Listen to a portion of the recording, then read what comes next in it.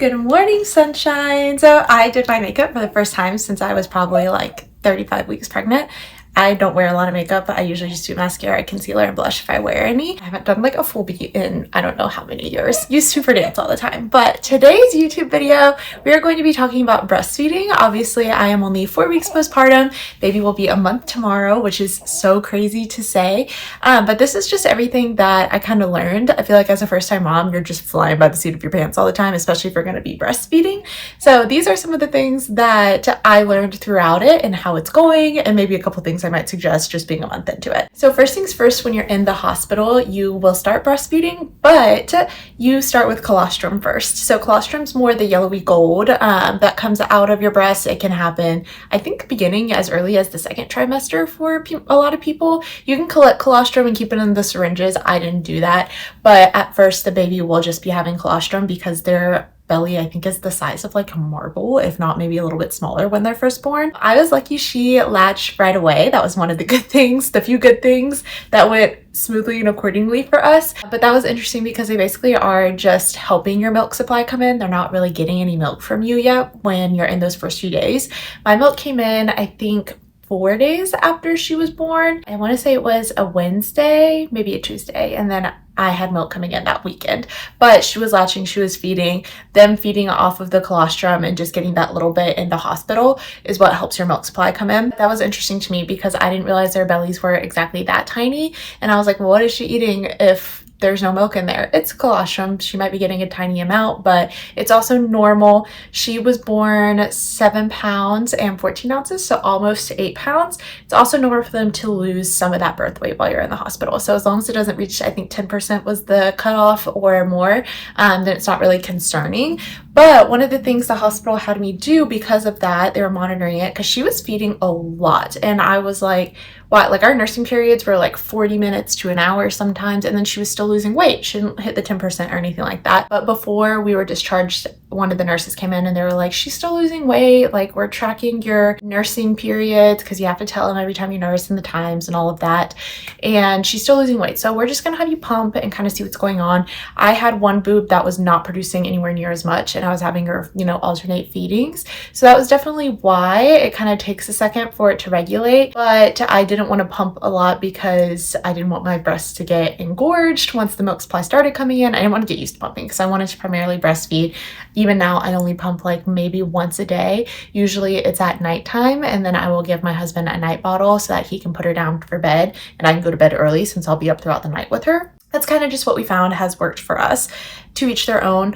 Breastfeeding and pumping doesn't really go hand in hand because I just feel like pumping, your breasts are going to be producing more milk because you're doing it on a schedule versus a baby kind of does their own thing and your breast will kind of regulate with them. So that was one thing about the hospital where I was like, I really don't want to pump. I do have pumps. If you're looking for pumps, this is what I would recommend. Go through your insurance. You can do Aeroflow. I think it's .com is the last part. I don't know what the dot part is, but Aeroflow is who you can send your insurance to. They'll tell you what they cover.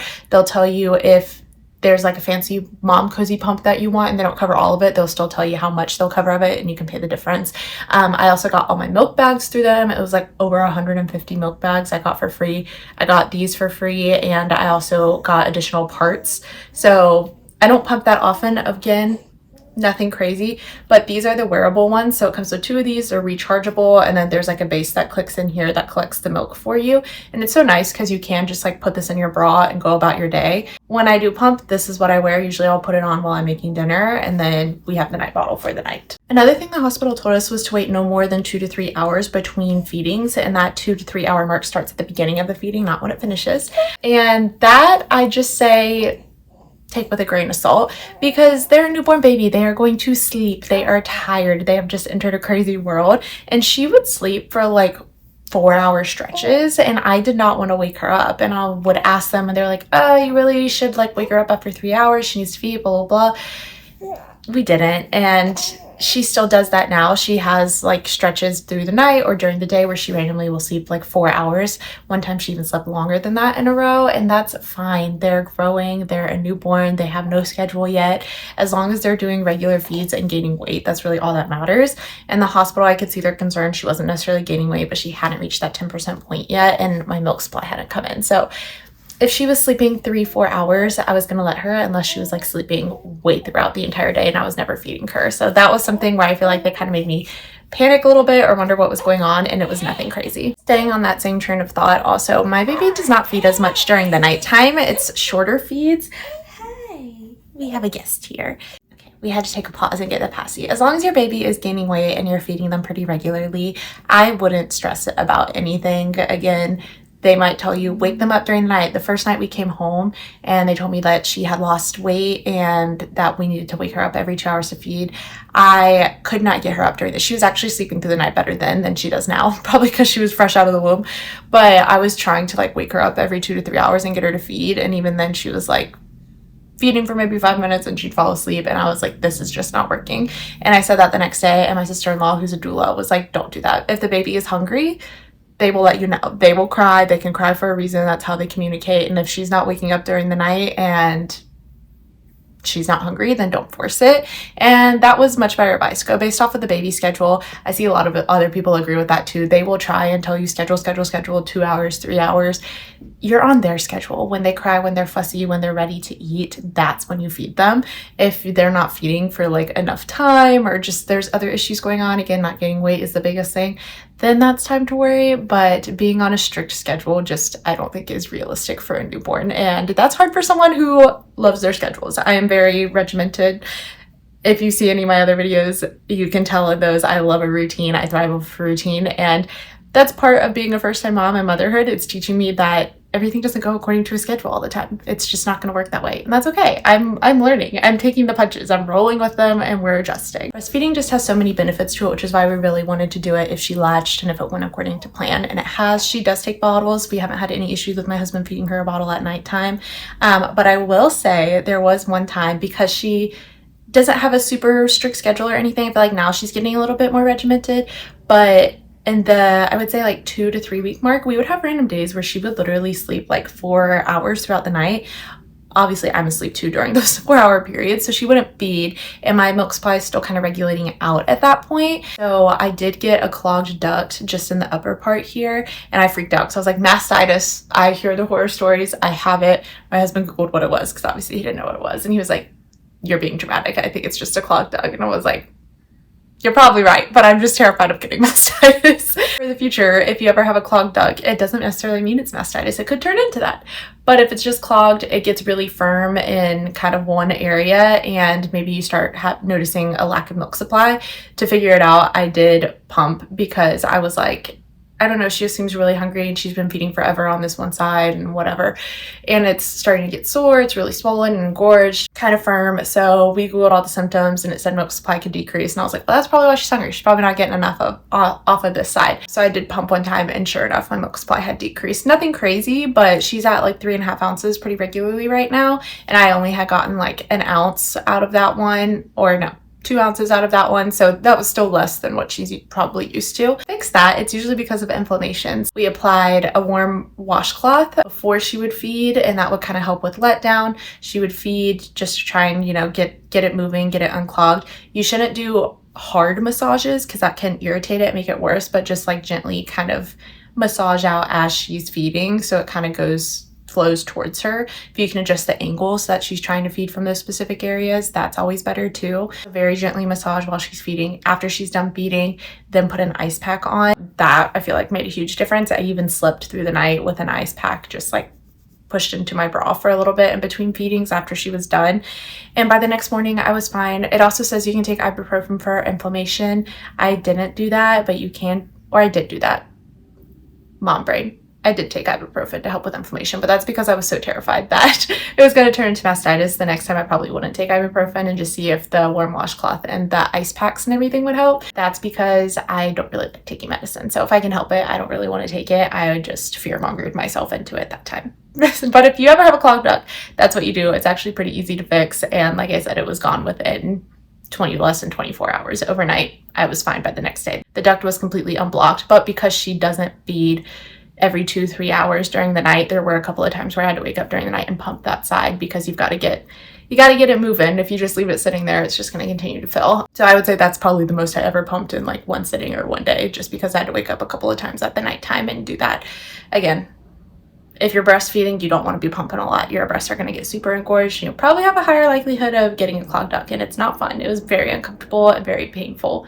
Not super painful, like you'll be able to bear it. You just had a child, but it didn't feel good. And oh, she's asleep. I don't know if you can see that right now. Some fun facts that I found out of like how breastfeeding affects the mom. I think we always go into, are you going to breastfeed or pump or formula or whatever? We always just kind of think about how it's going to affect the baby, but it actually has a lot of effects on you, not just your breast, but like your body in general.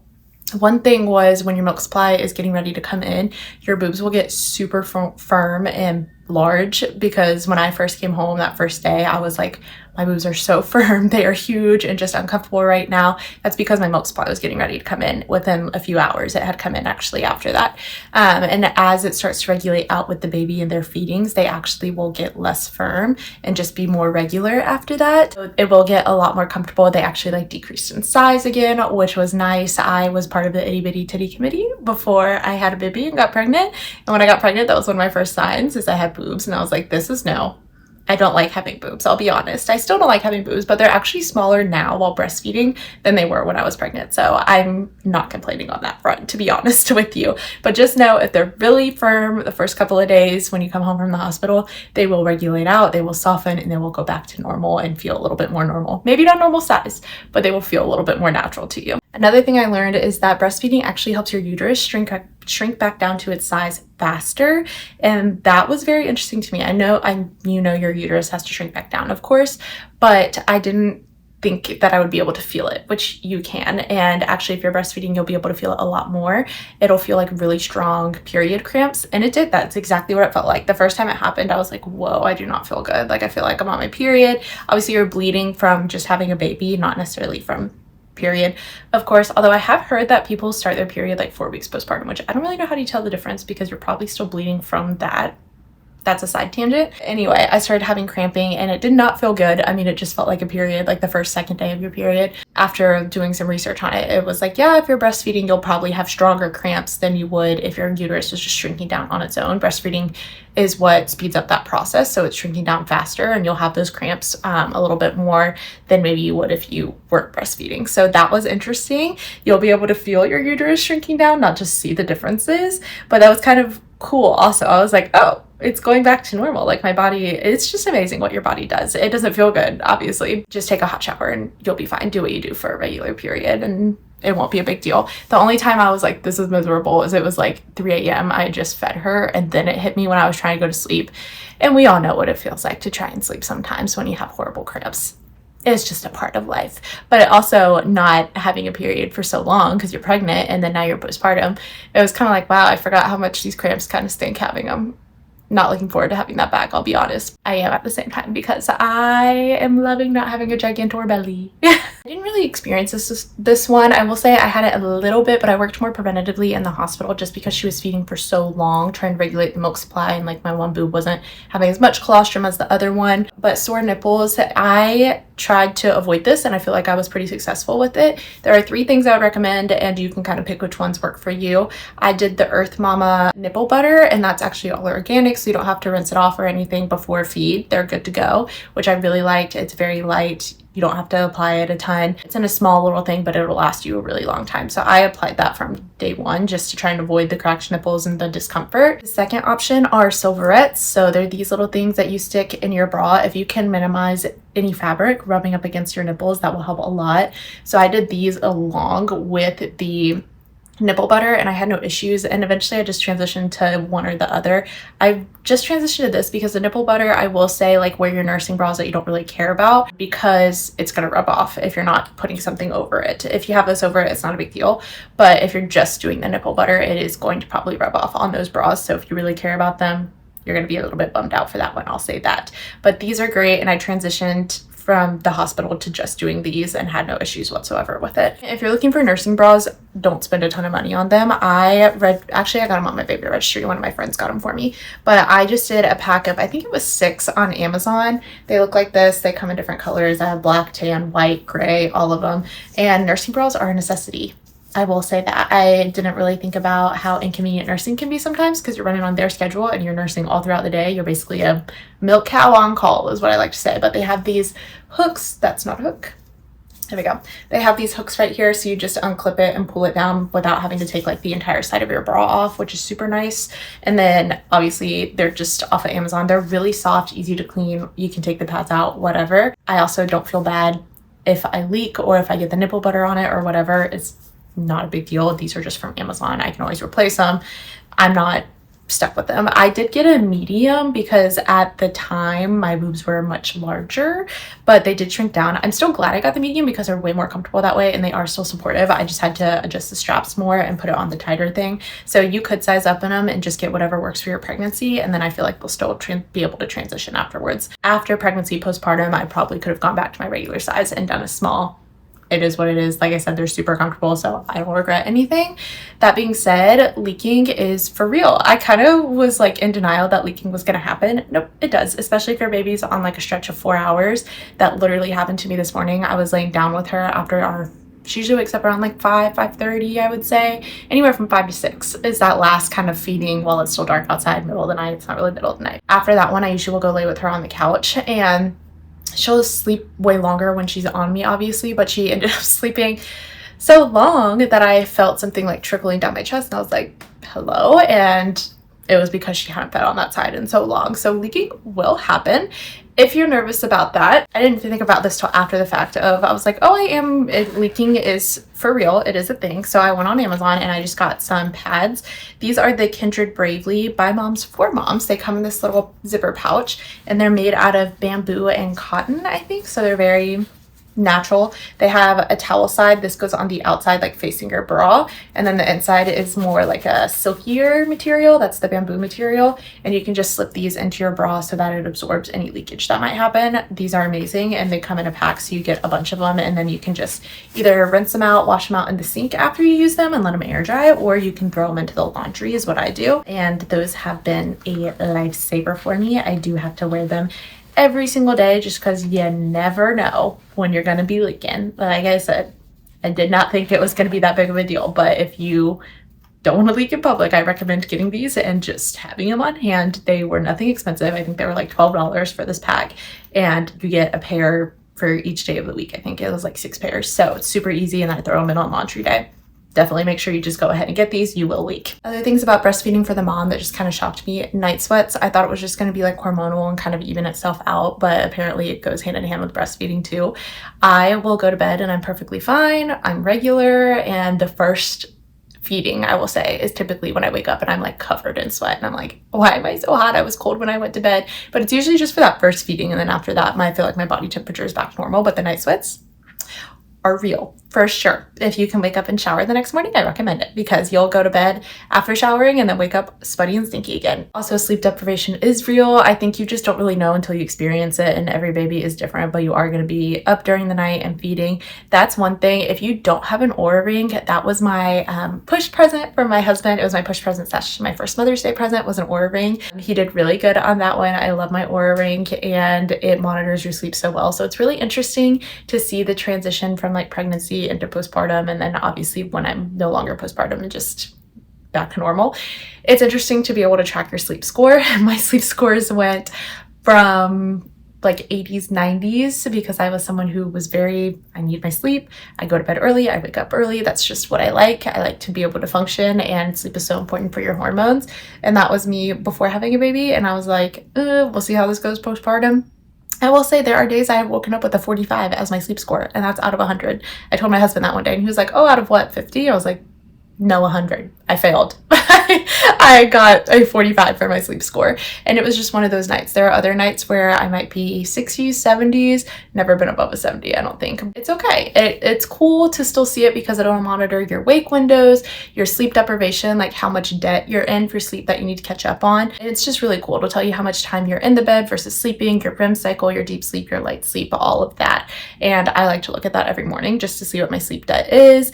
And if I'm really tired throughout the day, that kind of gives me an idea of I might need to take a nap today. I definitely recommend getting an Oura ring. It also monitors your body temperature. So if you're somebody who likes to track cycles regularly or more naturally without birth control, then this is great for you. I will be doing that as my cycle starts to come back and regulate, but it even is monitoring my body temperature now and my stress levels and everything. So highly recommend the Oura ring. Let it go ahead and start monitoring your hormones and getting used to your body for that.